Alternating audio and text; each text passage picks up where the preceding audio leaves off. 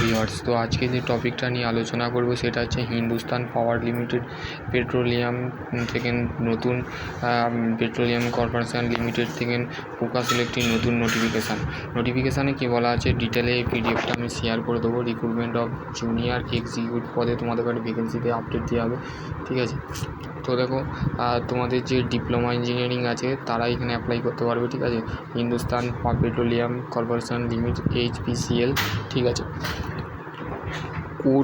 Core during public sector of entrepreneurship, ঠিক আছে। এগুলো একটু পড়ে নেবে, ঠিক আছে। HPCL এর সম্পর্কে এবার আজকে আমি যেটা বলবো সেটা হচ্ছে তোমাদের বেসিক্যালি সেটা হচ্ছে HPCL অফ দ্য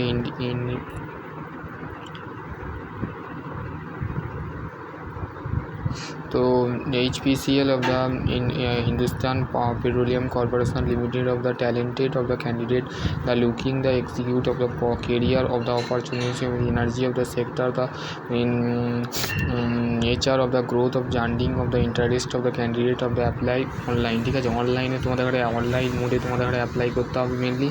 তো তোমাদের এটা বড় সুযোগ, যারা ডিপ্লোমা ইঞ্জিনিয়ারিং আছে তারা অবশ্যই এটা অ্যাপ্লাই করবে, ঠিক আছে। HPCL, ঠিক আছে।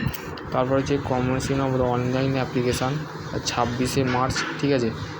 26শে মার্চ 2025, ঠিক আছে। দেখো গতকাল এই ভ্যাকেন্সিটা বেরিয়েছে। তো আমি আপাতত একটু স্টেট কাউন্সিলিংয়ে ছিলাম, তো ব্যস্ত ছিলাম, তো তার কারণে আমি নোটিফিকেশানে আপডেটটা দিতে পারিনি। তো কালকেই আমি দিতাম, তো আশা করি আমি কালকে কলকাতায় ছিলাম, তো তাই কারণে আমি মেনলি বলতে গেলে তোমাদের নোটিফিকেশান দিতে পারিনি। স্টেট কাউন্সিলিং গেছিলাম, ঠিক আছে। কিছু আমার ব্যক্তিগত পার্সোনাল বিষয়ের জন্য গেছিলাম, ঠিক আছে। তো দেখো, last date of the online application 30 April, মানে হাতে আর একটা মাস তোমাদের আছে। তোমরা পারলে এখনই অ্যাপ্লাই করে দিয়ে যাও, ঠিক আছে। তো দেখো, এখানে বলছে position eligibility vacancy of post, ঠিক আছে। তো দেখো, জুনিয়র এক্সিকিউটিভ মেকানিক্যাল 30,000 টাকা মাইনে দেবে, 30,000 টাকা থেকে 1,20,000, ঠিক আছে। 11টা ভ্যাকেন্সি আছে। 3 years full diploma of regular of diploma engineering. তো মেকানিক্যালে তোমরা যদি কোর ব্রাঞ্চ দেখো ইলেকট্রিক্যাল মেকানিক্যাল, ঠিক আছে। Regular of 3 years of diploma electrical engineering. Junior executive instrument 30,000 টাকা দেবে, 30,000 থেকে। তো মোটামুটি বলতে গেলে 1,20,000, ঠিক আছে। 1,20,000 3 ইয়ার্সের ইনস্ট্রুমেন্ট মেকানিক্স থেকে। জুনিয়র এক্সিকিউটিভ কেমিক্যাল 30,000 থেকে 1,25,000টা ভ্যাকেন্সি আছে। প্রত্যেকটা দেখো ভ্যাকেন্সি 25টা, ঠিক আছে। 25টার মধ্যে এটা হচ্ছে এটা হচ্ছে 25 ইয়ার্স, ঠিক আছে। এজ লিমিট তোমাদের প্রত্যেকের 25 ইয়ার্স হওয়া দরকার।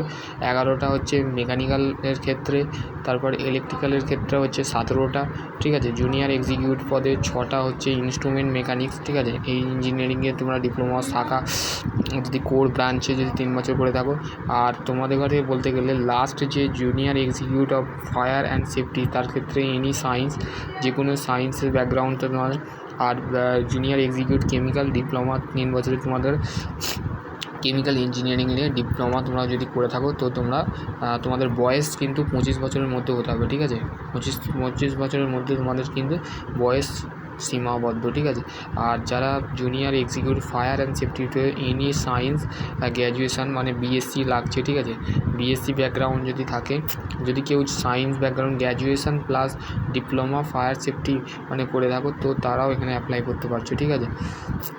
তো দেখো, এখানে বলছে দেখো core discipline, core branch mechanical, electrical, instrument mechanic, fire safety, ঠিক আছে। Eligibility of diploma certificate mechanical, তোমাদের মেকানিক্যাল ইঞ্জিনিয়ারিংয়ের সার্টিফিকেট বলছে। All position 60% mark, UR OBC, তারপর হচ্ছে EW এক্স ওয়ার্ক সার্ভিস ম্যানের জন্য যারা করেছো, মানে 1 বছর 2 বছর কাজ করেছো, তাদের ক্ষেত্রে 60% তোমাকে ম্যাক্সিমাম তো ডিপ্লোমা 60% নাম্বার ওভারঅল গ্রেডে থাকে, ঠিক আছে।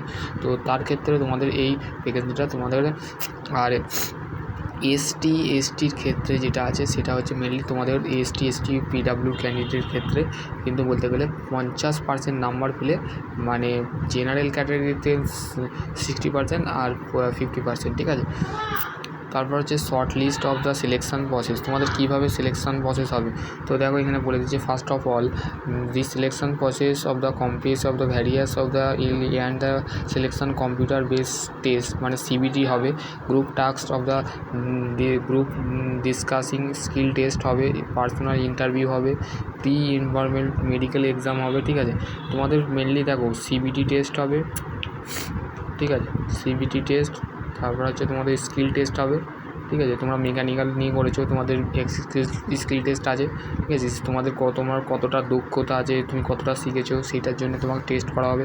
তারপরে একটা পার্সোনাল ইন্টারভিউ হবে, মানে তোমার সম্পর্কে জানা হবে, তুমি কোনখান থেকে ডিপ্লোমা পাস করেছো বা তুমি কোনখান থেকে এর মধ্যে তোমার কোনো এক্সপিরিয়েন্স আছে কি না সেগুলো সব জানবে, তোমার বিষয়ে পার্সোনাল ইন্টারভিউ হবে। ঠিক আছে, প্রি এন্ড মেডিকেল এক্সাম, তোমাদের একটা মেডিকেল হবে।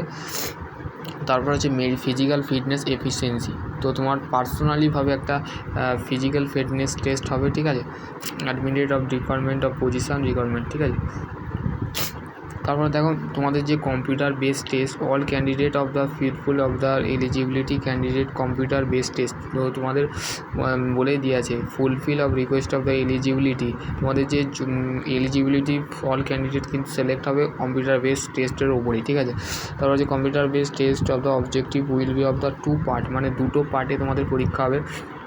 দেখো জেনারেল অ্যাপ্টিটিউড, ঠিক আছে, যেখানে English language approved test, intelligent logical reasoning, তারপর হচ্ছে টেকনিক্যাল পার্সোনাল নলেজ, তুমি যেখানে qualify of degree of the educational background.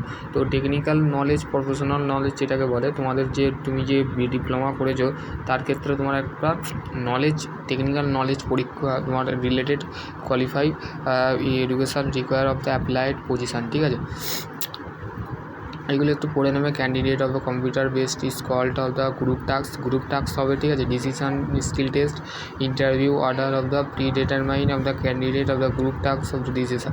ঠিক আছে, এইগুলো তোমরা একটু দেখে নেবে। ঠিক আছে, আর তোমাদের যে cost company of the CCD অ্যাপটুমেস 10.58 লাখ। ঠিক আছে, পে স্কেল অফ 30,000 থেকে 1,20,000 এখানে বলে দিয়েছে। ঠিক আছে, এখানে বলে দিয়েছে। ঠিক আছে, ওটা একটু পড়ে নেবে। ঠিক আছে, এবার হচ্ছে প্রি এমপ্লয়মেন্ট মেডিকেল এক্সাম, এইটাই তোমাদের মেন। ঠিক আছে, এইটা তোমাদের আবার করতেই হবে। এইটা হচ্ছে ওয়েবসাইটের লিঙ্ক। ঠিক আছে, হিন্দুস্তান পেট্রোলিয়াম কেরিয়ার, এই যে এইটা আছে, এইটা যেটা আছে এইখানে, এইটা হচ্ছে তোমাকে তোমাকে গুগলে সার্চ করে তোমাকে প্লেসমেন্ট পজিশান এখানে বলে দিয়েছে। দেখো এখানে অনেকগুলো দেখো, মানে রিজার্ভেশন ক্যাটাগরিগুলো সমস্ত কিছু বলে দিয়েছে। ঠিক আছে,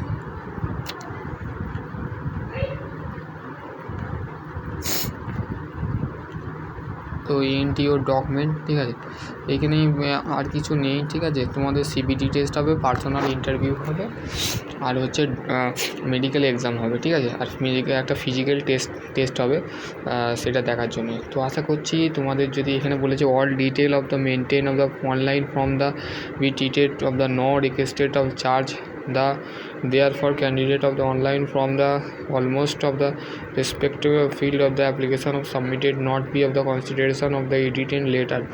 তো এগুলো তুমি একটু পড়ে নেবে। ঠিক আছে, অ্যাপ্লিকেশান যে ফি আছে, the application fee is the applicable of the all পজিশনের ক্ষেত্রে অ্যাপ্লিকেবল অ্যাপ্লিকেশান ফি। ঠিক আছে, তোমাকে যে UR bundle of the 1180 payment of গ্রেডের চার্জ অফ দ্য 1000 টাকা তোমাকে চার্জ করতে হবে। ঠিক আছে, 180 টাকা তোমাকে পেমেন্ট করতে হবে।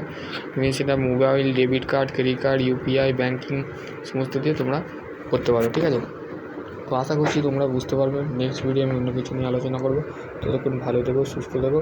এটা হচ্ছে ডিপ্লোমা ইঞ্জিনিয়ারিংয়ের ক্ষেত্রে ভালো সুযোগ, তো তোমরা এটা হাতছাড়া করবে না। আমি এটা তোমাদের বললাম।